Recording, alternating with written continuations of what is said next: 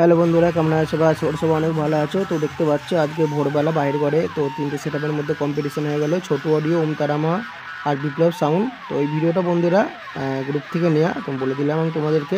তো আশা করি তোমরা ভিডিওটা দেখবে। আর ওখানে যারা স্পটে উপস্থিত ছিলে তো কে জিতেছে অবশ্যই কমেন্ট করে জানাবে। আর ভালো লাগলে অবশ্যই একটা লাইক করে দেবে, আর চ্যানেল নতুন হলে অবশ্যই একটা সাবস্ক্রাইব করে দেবে।